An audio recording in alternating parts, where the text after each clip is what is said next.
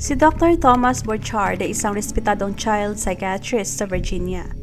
Siya ay lumaki sa Boston, ngunit lumipas sa Virginia nung ang ama niya ay nagkaroon ng panibagong trabaho doon. Nag-aral siya bilang doktor at ang kanyang mga experiences sa medical school ang siyang nagdala sa kanya para magkaroon ng passion sa child psychology. Nagtrabaho siya sa community hospital ng Monterey Peninsula sa loob ng 40 years.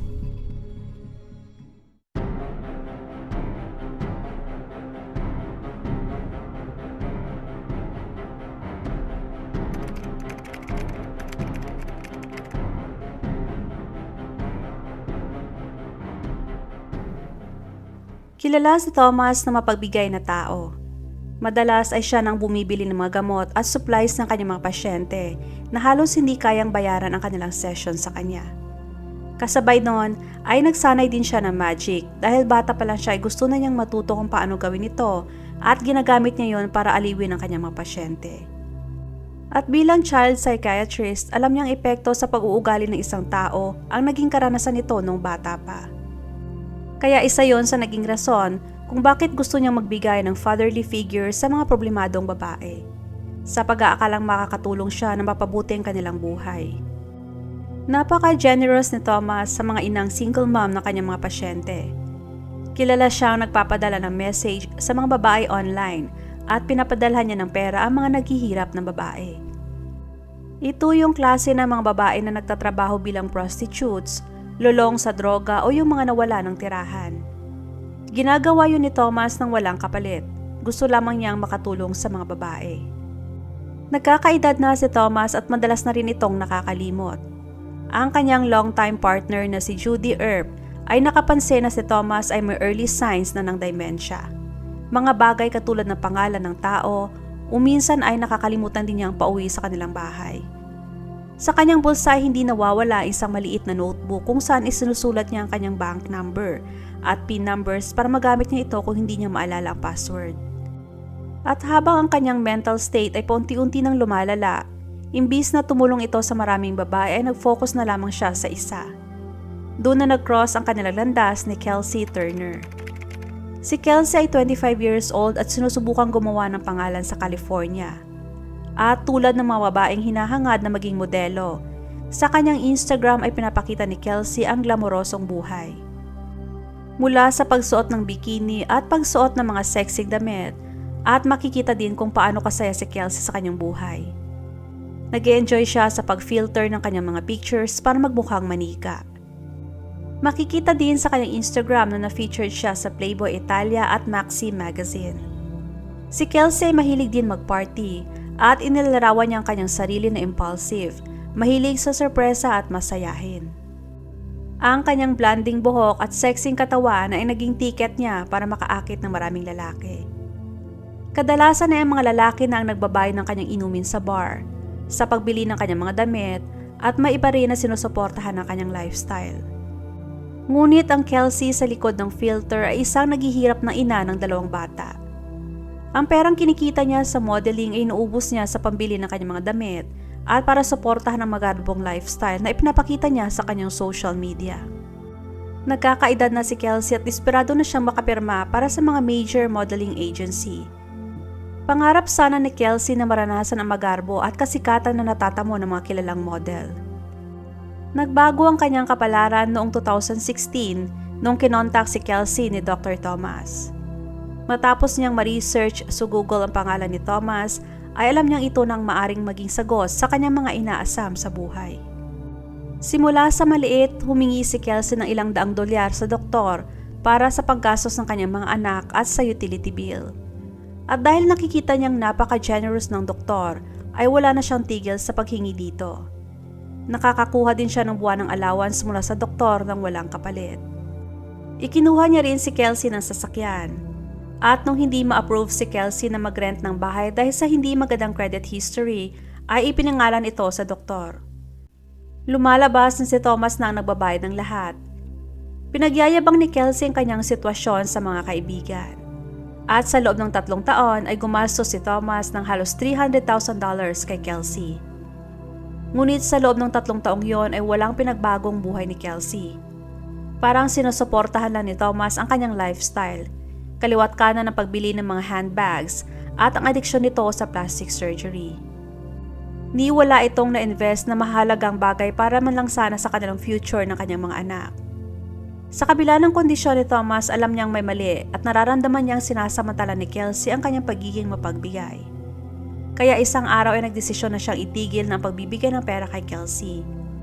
Bilang partner ay napaka-supportive ni Judy kay Thomas. Alam niya lahat ng ginagawa nito, ngunit hinahayaan niya na lamang. Alam din ni Judy na ginagamit lang ni Kelsey si Thomas para sa kanyang pera. Ngunit wala siyang magagawa dahil pera yon ni Thomas. Nakikita ni Jody sa social media ni Kelsey na ginagastos lang nito ang pera sa wala. Imbis na gamitin niya ang pera para sa kanyang 2 anak na siya naman talagang rason kung bakit siya tinutulungan ni Thomas. Alam ni Kelsey na binabantayan siya ni Judy at gusto nito na itigil na ang pagbibigay ng pera sa kanya. Nag-text pa si Kelsey kay Thomas na pag nalaman niyang sinisiraan siya ni Judy, sa kanya ay papatayin niya ito. Hinimok ni Judy si Thomas na itigil na ang pagbibigay ng pera kay Kelsey dahil napupunta sa wala ang pera. Isang araw ay sinabi ni Thomas na ayaw na niya magbayad ng renta ni Kelsey sa bahay at ang allowance. Nagalit si Kelsey at doon na lumabas ang kanyang totoong kulay. Binantaan niya si Thomas na magsusumbong ito sa mga pulis at sasabihin niya ang mga bagay na makakasira sa reputasyon at pangalan ng doktor.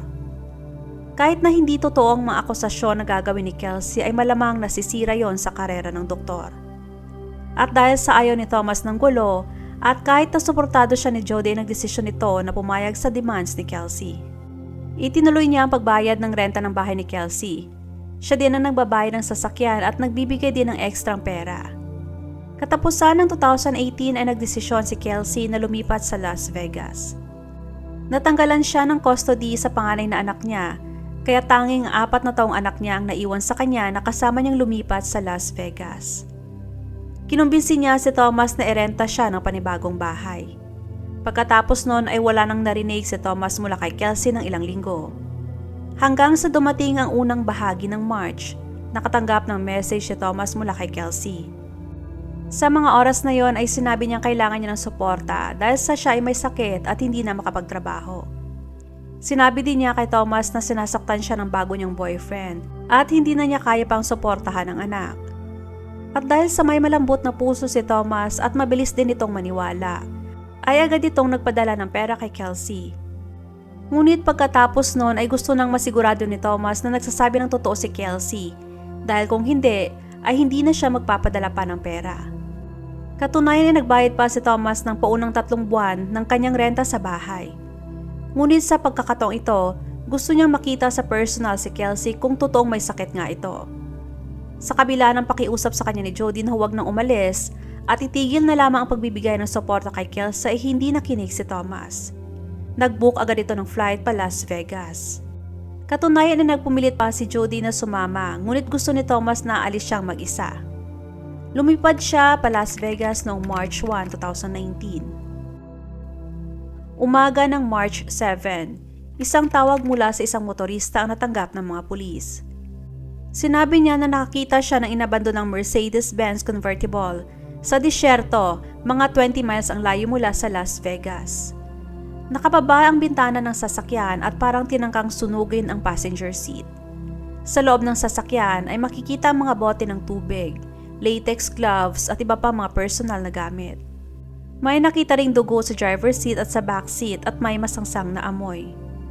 Nung binuksan ng mga pulis ang trunk ng sasakyan, ay nakita nilang may tumpok na mga damit at kumot. Nung hinila nilang mga yon, ay tumambad sa kanila ang katawan ng isang matandang lalaki. Yun ay ang duguan, bugbog at puro pasa na katawan ni Dr. Thomas. Sa isinagawang autopsy ay nakita na ang kanyang ikinamatay ay blunt force trauma sa kanyang ulo. Hindi lang yon, sa kanyang mukha, leeg, mga kamay at dibdib ay nakita ang napakaraming pasa, gasgas at sugat. Ang isang bahagi ng kanyang tenga ay hindi rin nakita. Halos hindi na makilala ang mukha ni Thomas dahil sa napakaraming dugo sa kanyang mukha, sugat at mga pasa. Iniwan siya sa sasakyan ng ilang araw at dahil sa sobrang init ay mabilis ding nag-decompose ang kanyang katawan. Nag-report sa mga pulis si Judy noong March 2 nung hindi na nakapag-reply si Thomas sa kanyang mga messages. Noong tinawagan siya ng mga pulis para ipaalam ang nangyari kay Thomas, ay pinayuhan siya na huwag na lang tingnan ang katawan dahil sa hindi na ito kanais-nais ang itsura. Hindi nagtagal para matukoy ng pulis kung sinong nagmamay-ari ng sasakyan, kaya naging number 1 suspect si Kelsey. Ngunit paanong namatay si Thomas at napunta sa likod ng sasakyan ni Kelsey? Sigurado na walang kapasidad ang isang babae na gumawa ng ganun kabrutal ng mag-isa. Base sa testimony at masusing pag-imbestiga ng mga pulis, ay itong nangyari kay Dr. Thomas. Dumating si Thomas sa Las Vegas noong March 1, 2019. Ang bahay na narentahan niya para kay Kelsey isang normal na bahay pampamilya. Sa second floor ang nakatira ay si Kelsey at ang kanyang boyfriend na si John at ang kanyang anak at isa pang kasama na si Diana. Sa baba naman ay may isa pang nakatira, si Jeremy, na nakatira ng libre sa bahay na binabayaran ni Thomas. Noong March 2 ay dumating ang girlfriend ni Jeremy habang nag-iinuman sila. Alam ng girlfriend ni Jeremy na si Thomas ang sumusuporta kay Kelsey, kaya nagdesisyon siyang kausapin din si Thomas. Ang babae ay blandang buhok at magandang katawan. Isa ding aspiring model na naghahangad din ng magarbong buhay. At kagaya ni Kelsey ay inisip niyang magandang target nga si Thomas. Nung naubos na ang kanilang snacks ay nag-offer ng babae na siya ang bibili at isasama si Thomas para makausap niya ito ng solo. Nagalit si Kelsey dahil sa naisip niya na baka yun ang maging dahilan para tuluyan ng itigil ni Thomas ang pagsuporta sa kanya. Galit na galit si Kelsey sa ipinakita ng babae. Sinigawan niya ang babae at dahil doon ay umalis na lang si Jeremy kasama ang girlfriend. Kasunod noon, ay nakita din ni Kelsey sa cellphone ni Thomas na may mga malalaswang larawan ito mula sa kanyang mismong sariling ina. Lumalabas na binibigyan din ni Thomas ng pera ang kanyang ina. Sumabog sa galit si Kelsey, nagsisigaw ito at sinabi kay Thomas na sisiraan niya ito at i-expose na may masama itong ginagawa sa kanyang mga pasyente. Natakot si Thomas sa lumalalang sitwasyon. Agad itong umakyat at pumasok sa kwarto ng anak ni Kelsey at inilak ang pinto. Mabuti na lamang at walang anak ni Kelsey nung gabing yon dahil sa natulog ito sa bahay ng isang kaibigan. Inutusan ni Kelsey ang kanyang boyfriend na sipain ang pinto ng kwarto habang may dala itong baseball bat. Tumakbo sa kwarto si Diana at kinumbinsi si John na bitawan ng baseball bat dahil nakita niyang pinalo sa ulo ni John si Thomas. Agad din niyang binigyan ng isang basong tubig si Thomas. Malinaw na kinakailangan ni Thomas na madala sa hospital. Nasa baba si Kelsey at John noong mga oras na yon. Inalalayan ni Diana si Thomas pababa sa hagdan at dumiretso sa garage.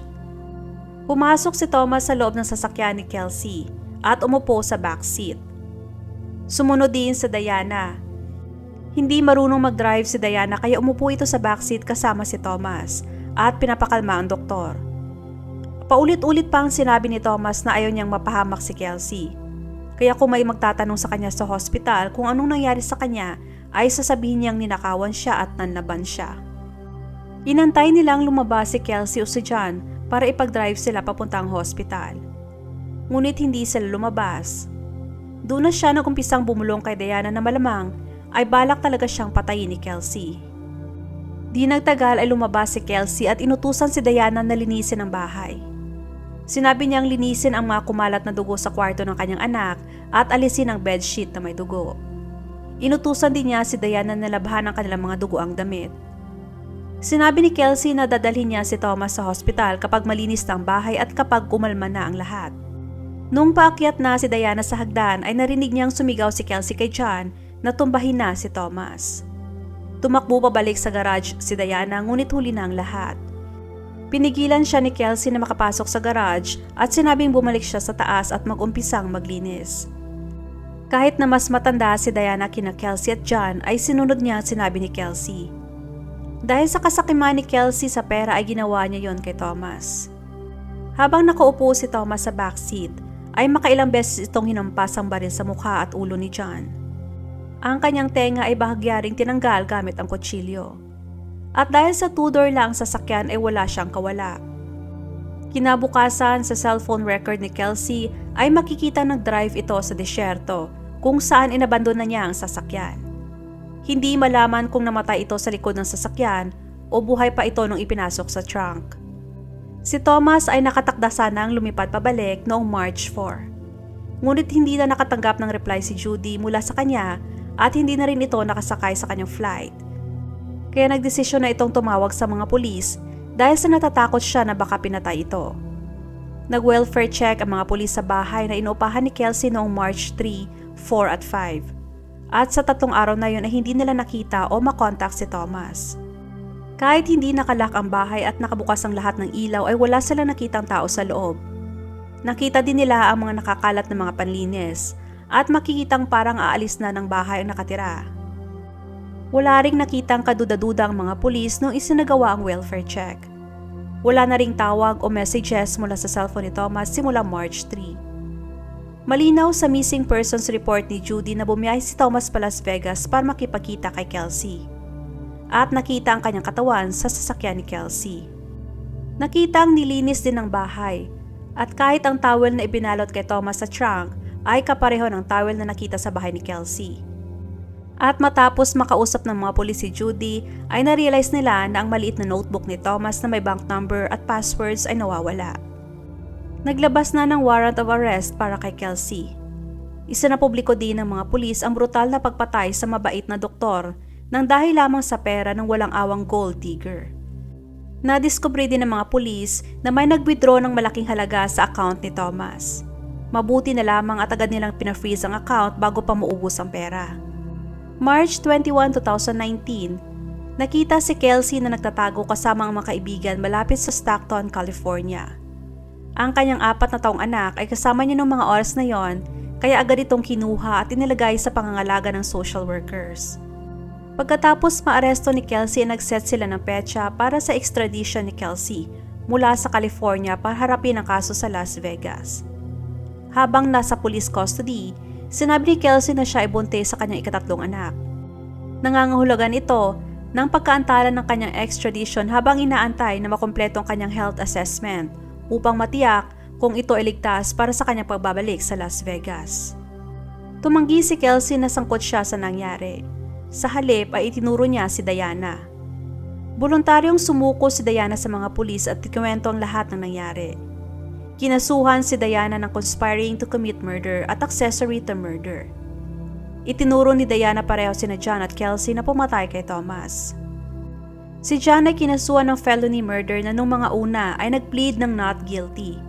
Ngunit kalaunan ay nag-plead guilty ito matapos inofera ng deal ng mga prosecutor. Unang bahagi ng 2022, natanggap ni John ang kanyang sentensya na 18 to 45 years na pagkakakulong. Samantalang si Kelsey naman ay tuloy pa rin na ipinagtatanggi na involved siya sa krimen. Ipinaglalaban ng kanyang abogado na sa height niyang 5'4" at nasa 120 pounds lang, ibig sabihin na hindi niya kayang ilipat ang katawan ni Thomas mula sa backseat papunta sa trunk. Muling itinuro ni Kelsey sa Diana. Sinabi niya na kaya ito sumuko para manipulahin ang mga kwento at sabihin sa mga pulis ang gusto lamang nilang marinig. Habang nakakulong ay nanganak si Kelsey ng batang babae at ang bata ay agad inilipat sa pangangalaga ng social services. Naantala ng ilang beses ang paglilitis kay Kelsey dahil sa kanyang pagbubuntis at COVID. Kinasuhan si Kelsey ng second-degree murder at sinentensya ng 10 to 25 years na pagkakakulong noong January 11, 2023.